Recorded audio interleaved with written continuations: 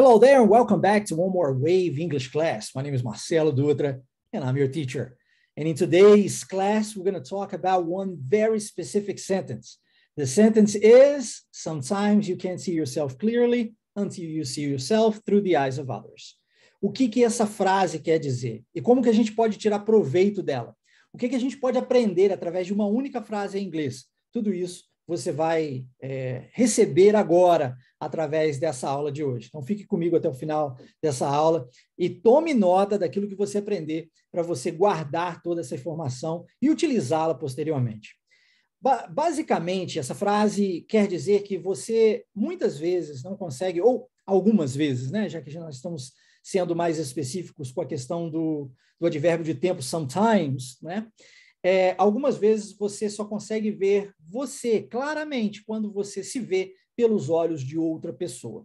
E isso também é uma grande verdade. Nós vemos muitas vezes, nós enxergamos a nós mesmos, mas quando nós questionamos outras pessoas sobre nós, elas têm uma visão diferente da nossa. E é importante a gente entender qual é a visão que o outro tem sobre nós igualmente, tá? Então, eu gostaria, logo de cara, logo para começarmos a nossa aula de hoje, que você deixasse aqui nos comentários qual é a sua visão a meu respeito. Eu gostaria que você colocasse aqui, escrevesse aqui talvez algumas características que você observa sobre mim, advindo talvez de um contato maior comigo, talvez você já me conheça, talvez você já seja aluno Wave, né? Já tenha um contato maior comigo, e talvez não, talvez você esteja assistindo esse vídeo agora pela primeira vez. Deixa aqui embaixo, aqui nos comentários, eu quero saber qual é a sua impressão a meu respeito, tá? Qual é a sua visão? O que você enxerga da minha pessoa? Deixa descrito aqui abaixo, ok? Ok, vamos começar pelo começo. Vamos começar da palavra sometimes, que, como eu disse anteriormente, é um advérbio de tempo. E eu trouxe alguns outros advérbios de tempo para você aqui igualmente, para você utilizá-los nas suas frases em inglês de agora em diante. E eu trouxe isso numa perspectiva de porcentagem, começando do always, que é 100%, até o never, que é 0%, né? 0, 0, 0, que significa basicamente nunca, né? Quando você fala nunca, então é nunca mesmo, 0% das vezes. Quando você fala always, são opostos. Perceba que nós estamos falando de nunca e agora, então, como oposto, nós estamos tratando de sempre, tá bom? Sempre. E entre o sempre e o never, entre o always e o never, existem outras porcentagens. Assim como na vida, entre o 8 e o 80, existem outros 72 dígitos e nós não podemos levar a vida a ferro e fogo, aqui também, nos nossos advérbios de tempo, nós temos entre o 0 e o 100 diversos outros advérbios que você pode colocar em prática nas suas frases em inglês de agora em diante.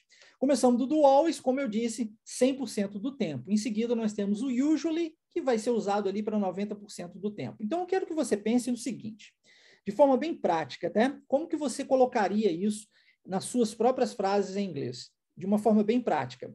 Pense numa ação que você faz com muita frequência, 100% do tempo. Quer ver? Dormir, ok? I always sleep, ok? É uma coisa que eu sempre faço. Eu não tenho como viver sem dormir. Quer ver outra? Drink water. I always drink water. Não tem como viver sem beber água, tá bom? Então, é uma característica minha. E aí você pode pensar em características suas, algumas características suas, algumas coisas que você faz com muita frequência, 100% do tempo, digamos, que para você poder utilizar o always dentro das suas frases em inglês. Usually já equivale a 90%, então não é tanto quanto o always, mas está quase lá. Normally, já 80%. Perceba que existe uma diferença. Often, que eu posso pronunciar often ou então often, é o mesmo que frequently. Frequently é mais cognata, né? Parece mais com português. E essas duas palavras, tanto faz, se usar uma ou outra, elas simbolizam ali mais ou menos 70%. Sometimes, que é a palavra que nós utilizamos aqui na nossa frase, 50% do tempo. Seldom, desculpa, pulei occasionally, né? Occasionally, então, nós usamos para 30% do tempo. Em seguida, nós temos o seldom, 10% do tempo. Hardly ever, or rarely, para 5% do tempo. E, por último, nós finalizamos com never. E eu trouxe duas frases aqui porque existe uma variação na colocação, na estrutura da frase, tá? Da forma que você vai colocar, vai utilizar esses advérbios de tempo dentro de uma frase. E eu quero que você lembre disso, que você guarde isso. Olha, diz assim a primeira frase. I always write when I'm learning. E eu sempre escrevo quando eu estou aprendendo mesmo. Se eu estiver assistindo um vídeo, eu preciso e eu quero aprender desse vídeo, por exemplo, ou ouvindo algo e eu quero aprender com isso, eu preciso parar, pausar, pegar um papel, uma caneta, ir lá e anotar. Por quê? Porque eu me conheço. Eu sei que eu puxo mais para o lado visual de aprendizado.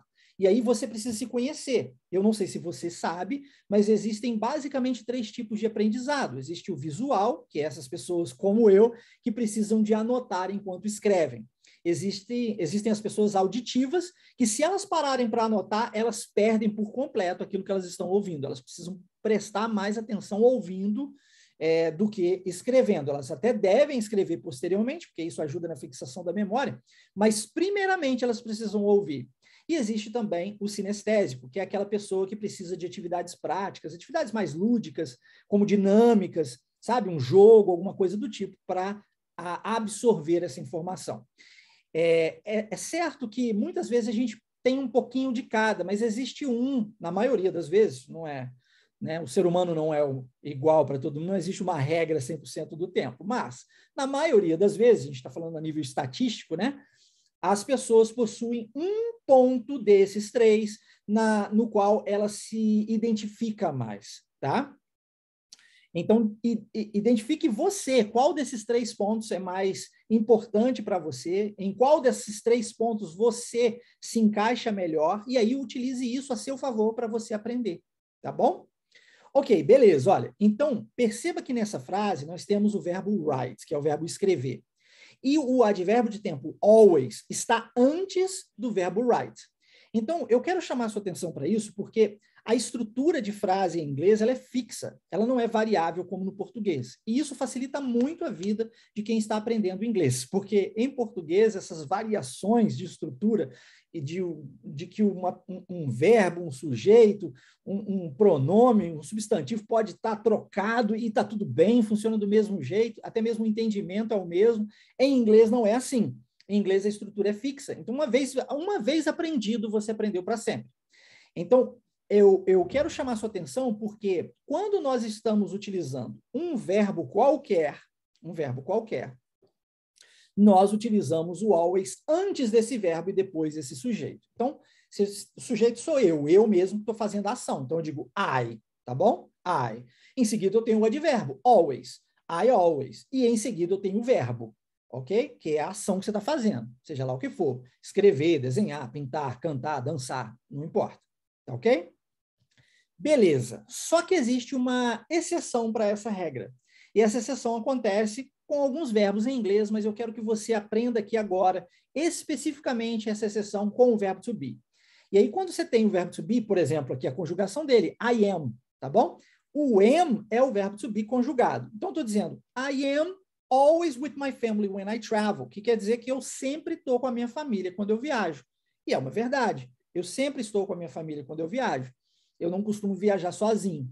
Então, quando eu faço essa frase, por ter o verbo to be sendo usado, né, conjugado aqui, am, repare que o always, o advérbio de tempo, always, ele está vindo depois do verbo. Então, eu tenho o sujeito I, eu tenho o verbo am, e em seguida eu tenho o advérbio always, ok? Essa é a estrutura para quando você utilizar o verbo to be. E para todos os verbos, vai ser assim quando você utiliza, para todos os advérbios, desculpa, always, usually, normally, sometimes, often, para todos eles. Quando você utilizar o verbo to be, você o coloca depois. Qualquer outro verbo, bom, existem algumas outras exceções, mas eu quero que você foque aqui mais no verbo to be mesmo, porque senão fica muito conhecimento e eu preciso que você adquira esse conhecimento para a gente poder dar sequência. Então, numa próxima aula eu trago as outras exceções, mas por agora, entender que quando nós tivermos um verbo to be, a gente coloca depois. Outros verbos a gente coloca antes. Tá bom? Guarde isso. Ok? Show de bola. Então, dando sequência na frase, nós temos you can't see yourself.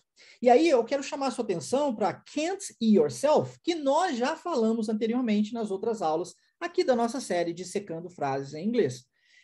Se você não assistiu às aulas anteriores, recomendo que você volte e assista. Ela está aqui dentro da nossa playlist no YouTube. Se você ainda não acessou o nosso canal no YouTube, Wave Imersão Linguística, não sei onde você está assistindo esse vídeo agora, você pode fazer isso, se inscrever no nosso canal e receber todas as vezes que eu postar uma nova aula ou um novo vídeo, você pode assisti-lo ali, tá bom? Então faça isso, ative o sininho, você receberá todas as recomendações diretamente do YouTube quando eu entregar um conteúdo novo para você. Mas se você for no nosso canal no YouTube e clicar em playlists, lá você vai ter várias playlists disponíveis para você, criadas por nós, mais especificamente por mim, dentro da Wave Imersão Linguística. Afinal de contas, eu sou o rosto da Wave na internet.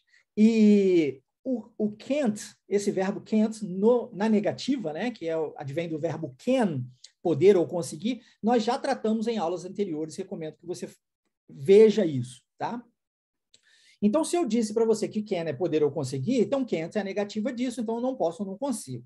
Só rapidamente para você entender o conteúdo que eu quero trazer para você através disso daqui agora. E o yourself, eu também mencionei isso na aula passada, em algumas aulas passadas, que quer dizer você mesmo, né? Estou falando de você mesmo. Então, quando a gente fala que sometimes you can't see yourself, eu estou dizendo que às vezes você não consegue se enxergar, você não consegue ver a si mesmo, tá bom? Ok. Quando você coloca isso numa frase, e você deseja, por exemplo, trocar o verbo see, que é o verbo olhar, de enxergar, de ver, né?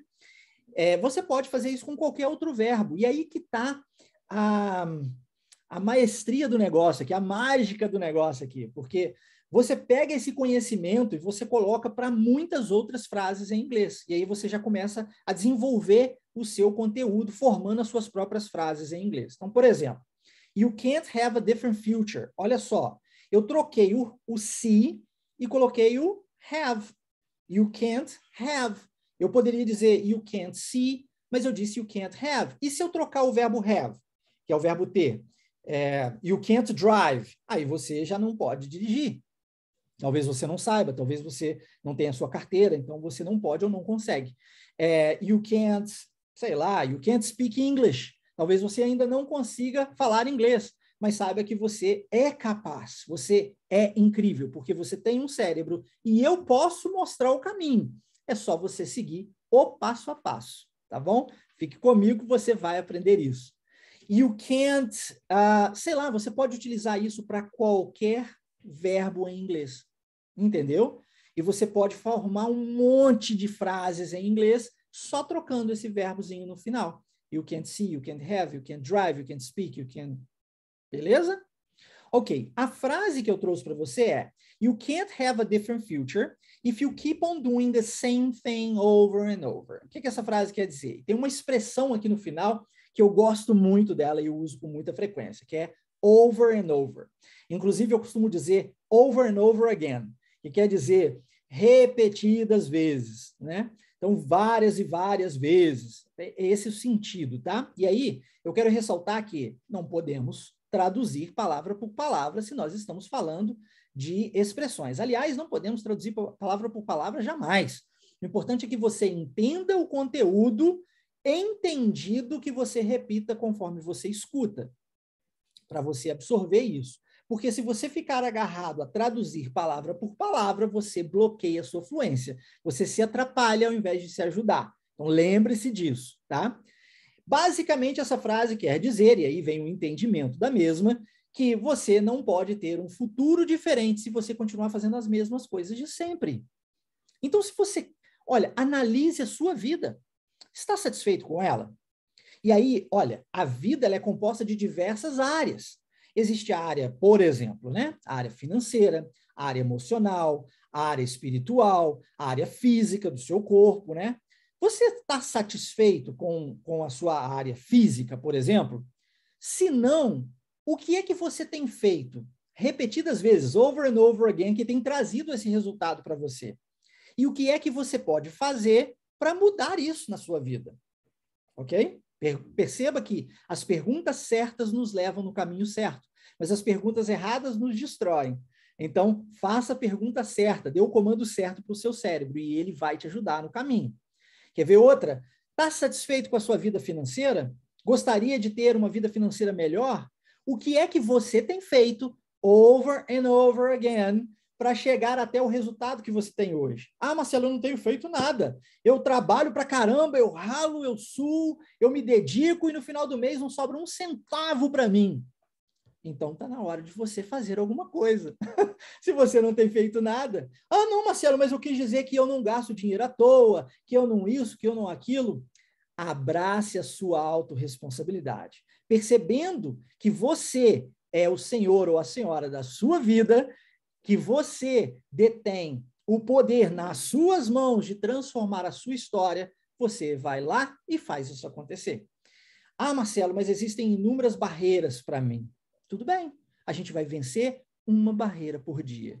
Não é olhando para o negativo que a gente resolve os nossos problemas. É olhando para alguma coisa positiva, buscando em nossas próprias habilidades aquilo que nós temos de melhor para resolver aquilo que a gente ainda não sabe fazer e que a gente resolve os nossos problemas. E principalmente, se você não sabe como fazer, não basta desejar que, não basta o mero querer, não basta ter força de vontade. Eu sei que isso é o que o senso comum diz, né? As pessoas por aí dizem, se você quiser, você faz. Mas quem é que não quer uma conta bancária no final do mês, já que estamos falando de vida financeira? Quem é que não quer uma conta bancária gorda, recheada no final do mês? Né? Quem é que não quer isso? Todo mundo quer, mas querer por si só não é suficiente. É importante que você saiba como fazer. E para saber como fazer, você precisa de conhecimento. É por isso que é importante que você invista em você mesmo, em você mesma. Às vezes as pessoas mudam a ordem das coisas. Elas falam assim, eu não posso fazer esse curso porque eu não tenho dinheiro. Errado. Você não tem dinheiro porque você não faz esse curso, porque se você fizesse, você teria. Entende? Se você não investe em você mesmo, se você não paga o preço, não faz o sacrifício necessário para você ter o conhecimento que é importante para transformar a sua história, porque saber é poder saber. Ok? Isso é importante que você saiba para realizar, não querer meramente. Então, como é que você vai viver uma vida nova? Não é? Não dá para continuar fazendo as mesmas coisas de sempre, querendo um resultado diferente. You can't have a different future if you keep on doing the same thing over and over. Beleza? Dando sequência. Clearly é a próxima palavra da frase. E clearly possui aqui um negócio que a gente chama de sufixo. Essas duas letrinhas que vêm no final dessa palavra, e a palavra é clear. Significa limpo, puro, ok? Quando a gente fala clearly, eu estou usando um sufixo. E esse sufixo em português, na maioria das vezes, vai significar mente. Então, quando eu digo clearly, eu diria limpamente, mais ou menos isso, ok? Claramente, tem mais ou menos esse sentido, tá? Quando eu falo beautiful, beautiful é a palavra lindo, né? Quando eu digo beautifully, aí é a mesma coisa que falar lindamente, entende? Ó, certain, certeza, né? Algo certo de acontecer. Certainly, certamente. Dangerous, perigoso. Dangerously, perigosamente. Entendeu, né? Quando você vê essas duas letrinhas no final, não é 100% do tempo, porque a única regra em inglês que existe 100% do tempo é que 100% do tempo haverá uma exceção à regra. E que basicamente tudo é regido pela pronúncia, basicamente. Mas, a maioria das vezes que você identificar esse LY, ele terá o sentido de mente. Então, perceba isso, preste atenção nisso e tente deduzir. E aí, as chances aumentam em muito de você estar certo quando você vê isso e entendendo como mente, como sufixo mente. Certamente, lindamente, perigosamente e assim sucessivamente. Tá bom? Ok, dando sequência então. Until you see yourself. E eu quero chamar a sua atenção aqui especificamente para o you see. Until tem a ideia de até, tá bom? O yourself a gente já falou anteriormente. Agora, you see é a conjugação do verbo see no presente, que é o verbo ver. Lembra que a gente viu anteriormente? Então, olha, quando eu faço isso em português, é muito mais complexo do que quando eu faço em inglês. Porque eu digo eu vejo, ele vê, nós vemos, é tudo diferente, né? Mas em inglês é tudo igual, olha. I see, you see, he, she, it sees, we, you and they see. E aí eu destaquei aqui para você o único que é diferente, que é o he, she, it, que tem a ver com ele, ela ou qualquer coisa que não for gente. E aí eu uso o S, apenas um S no final, mais nada. Mais nada. Então eu digo, por exemplo, ele vê televisão, he sees the TV, ok? Ela, sei lá, ela viu o homem, bom, viu já vai usar o passado, né? Mas ela vê o homem, vamos assim, né? Então, she sees the man, ok?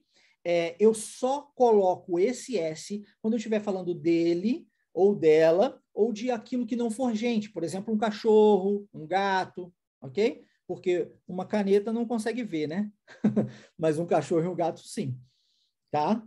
Então, a única variação está nesse S. E é por esse motivo, e alguns outros, né, que a gramática do inglês é extremamente simples, e é por esse motivo, e alguns outros, que a gente não precisa gastar tanto tempo assim falando de gramática, principalmente não daquela gramática teórica. O que a gente precisa é de uma gramática mais prática, né? Olha, quando eu trago algo aqui para você, eu não fico teorizando as coisas. Eu não fico explicando que isso acontece antes de um tempo, no passado ou no futuro e tal, isso e aquilo. Eu trago algo que vai ser usual para você, que é prático, que você pode sair daqui da aula de hoje já colocando em prática na sua vida e já vivenciando isso na sua história. Algo que vai transformar a sua vida de verdade. E é disso que a gente precisa. Se a gente vai falar de gramática de alguma forma, então que seja de forma prática. Tá? Dando sequência, então, nós temos aqui, para nós fecharmos a nossa frase de hoje, nós temos through the eyes of others. E aí, o through também já foi mencionado em aulas anteriores, recomendo que você assista para você pegar todo esse conhecimento. Inclusive, eu disse que o through é igual ao through do drive-thru, que a gente muitas vezes vai em alguns restaurantes, né? E aí, lá naqueles restaurantes, você vai ver muitas vezes drive-thru, o thru escrito dessa forma que nós temos aqui escrito na nossa tela, T-H-R-U. O T-H-R-U, eu mencionei inclusive isso na aula anterior, quando eu falei sobre isso, que eu disse que essa palavrinha não existe. Ela existe assim, no dia a dia, coloquialmente, mas ela não existe, por exemplo, no dicionário. No dicionário você vai encontrar through, T-H-R-O-U-G-H.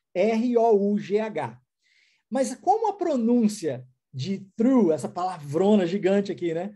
A gente fala simplesmente through, as pessoas passaram a utilizar isso nos seus dia a dia, tá bom? Então, é por isso que eu trouxe esse conhecimento para você e trouxe uma frase também usando isso, ó. Let's use the drive-thru to get our food today. A pessoa está convidando a outra para passar pelo drive-thru. A palavra through tem essa ideia de através, né? Por isso que é usado ali. Porque se você tem um restaurante e você não precisa entrar nesse restaurante para poder comer, você está passando por. Então, você está passando através, ok? É por isso que chama-se drive-thru, tá bom? E drive porque você nem do carro desce, né? Você está literalmente dirigindo através, passando por, tá bom? Em seguida, um conhecimento específico aqui para você, que é o uso do the, e também com um contraste aqui, né, com o a. E o the a gente usa para algo mais definido, algo mais específico. E aí a famosa frase, the book is on the table, se encaixa perfeitamente aqui. Porque não é qualquer livro que está sobre a mesa, é o livro específico, aquele lá, ó. The book is on the table. Quando eu falo assim, the red car is mine, eu não estou dizendo qualquer carro vermelho, eu estou dizendo aquele carro vermelho lá que é meu, ok? Eu estou sendo específico no conhecimento. Quando a gente está especificando alguma coisa, nós utilizamos o the. E é por isso que a gente não usa esse the na frente, por exemplo, de nome próprio. Em português, a gente fala o Marcelo, a Carla, o João, mas é porque existe gênero. Em português, o gênero é só para pessoas. Quando eu falo Marcelo, eu já entendo que é homem. Quando eu falo Carla, eu já entendo que é mulher. Eu não preciso de dizer que o Marcelo é um homem e a Carla é a mulher. Entende? Já está ali, está óbvio para você. Então, quando eu faço isso, nos nomes próprios, eu não preciso do uso do the. Tampouco preciso quando eu estou falando nomes de cidade. Então, se eu falar São Paulo, Rio de Janeiro, Brasília, eu não preciso falar de São Paulo, porque já está específico, já é o nome. Eu não preciso falar a cidade de São Paulo, não preciso fazer isso. Ou São Paulo, entende? Só que, como eu sempre digo, né? Sempre existem exceções. Então, se você for tratar de lugares no plural, por exemplo, Estados Unidos da América, plural, então eu preciso do the na frente. Outro exemplo, Bahamas, plural, the Bahamas. Mais um, Netherlands, que é Holanda, também no plural. Eu uso the Netherlands, tá bom? Então, plural, você pode usar o the na frente para lugares, mas quando você estiver falando de qualquer outra coisa, você está sendo específico, você usa o the. E não está sendo específico, você pode simplesmente usar o a, ou, às vezes, pronunciado o ei, se for mais formal, né? A pronúncia vai variar mais de uma questão formal aqui. Numa formalidade, você vai usar a pronúncia de a. A book is on the table. No dia a dia, a maioria das pessoas vão utilizar a book is on the table. E aí, quando eu digo a book is on the table, eu estou dizendo que tem um livro qualquer. Não é específico, é qualquer um. Pode ser o livro de geografia, de história, de matemática. Entende? Pode ser qualquer um, eu não sei qual. Tá? Essa é a diferença entre esses dois. E para fecharmos, nós temos a palavra others, também já mencionado em aulas anteriores, recomendo que você assista, mas só para a gente não ficar aqui no vácuo, others é o mesmo que juntar a palavra other, que seria outros, mais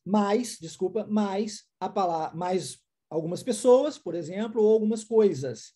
Então, para eu fazer isso, eu preciso obrigatoriamente ter mencionado essa coisa ou essa pessoa anteriormente. Então, quando eu digo assim, I love chocolate ice cream, eu já disse que eu gosto de sorvete de chocolate.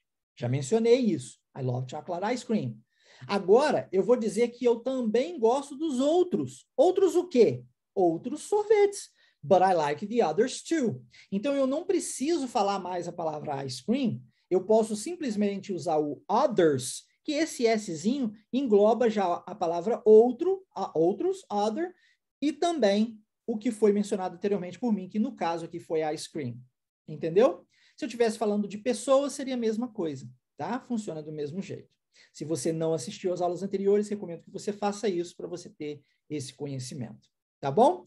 Então, para a gente fechar nossa aula de hoje, nós temos a nossa frase: Sometimes you can't see yourself clearly until you see yourself through the eyes of others. E aí eu trago uma atividade prática para você, para geração de autoconhecimento. Eu pedi, no início da nossa aula, que você me descrevesse, né, com as suas palavras, que você colocasse aqui o que você acha sobre mim nos comentários.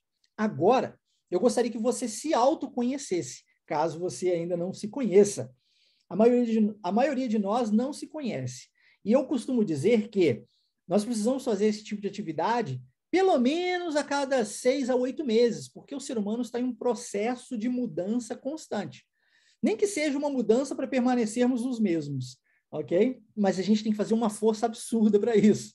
Então, esse processo de mudança e de adaptação acontece naturalmente em nossas vidas. Quando a gente quer saber um pouquinho mais sobre nós mesmos, nós podemos utilizar essa técnica, que é perguntar para outras pessoas o que elas acham sobre nós. Então, quando a gente faz isso, a gente se descobre um pouquinho melhor. Nós não somos o que nós dizemos ser sobre nós mesmos, tá? Nós não somos tampouco o que as outras pessoas dizem sobre nós, ok? Isso precisa ficar claro. Nós somos o resultado das nossas ações. Então, quando você tiver essas informações, é importante que você contraste isso com os resultados. Vou lhe dar um exemplo.